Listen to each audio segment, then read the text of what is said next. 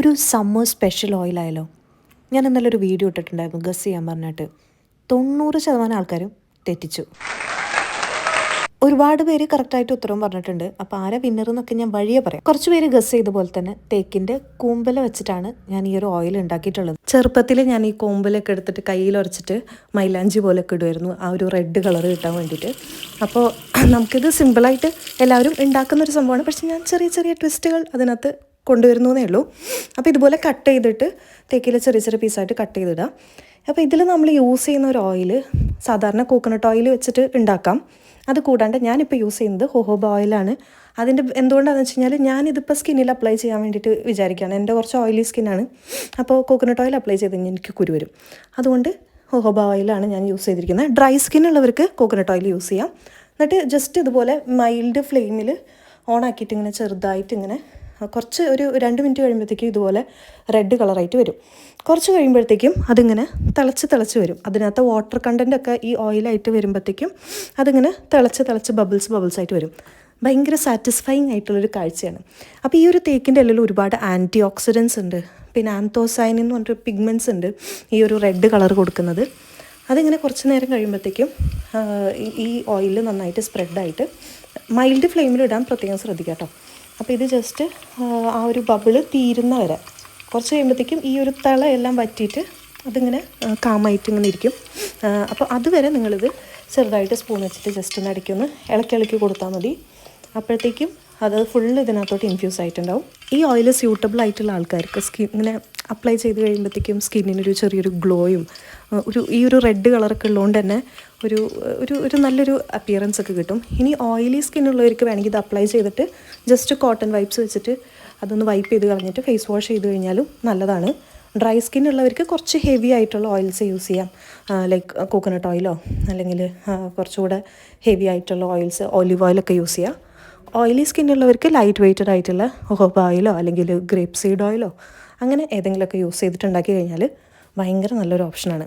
Sunburn ഒക്കെ ഉള്ളവർക്ക് ഭയങ്കര നന്നായിട്ട് എഫക്റ്റീവാണ്. ചെറിയ പൊള്ളലൊക്കെ, അതായത് തൊലിയൊക്കെ പോയിട്ട് ഇത് തേച്ച് ഇൻഫെക്ഷൻ ആക്കരുത്. ചെറിയ പൊള്ളലൊക്കെ അതിൻ്റെ മാർക്കൊക്കെ കളയാൻ വേണ്ടിയിട്ട് നല്ലതാണ്. അപ്പോൾ ഇത് ഇങ്ങനെ ഇതുപോലെ ഞാനൊരു സിറം ബോട്ടിൽ ഒഴിച്ച് വയ്ക്കുകയാണ്. കാരണം എന്താണെന്ന് വെച്ച് കഴിഞ്ഞാൽ ഇതിനകത്തെ ആൻറ്റി ഓക്സിഡൈസേഷൻ എന്ന് പറഞ്ഞൊരു പ്രോസസ്സിനെ ഒരു പരിധിവരെ ഇങ്ങനത്തെ കളേർഡ് ബോട്ടിൽസ് പ്രിവെൻറ്റ് ചെയ്യും. അതുകൊണ്ടാണ് ഞാൻ ഈ കളേർഡ് ബോട്ടിലിൽ ഇത് സ്റ്റോർ ചെയ്തിട്ടുള്ളത്. അപ്പോൾ അത് കാണാനും നല്ല രസമാണ്.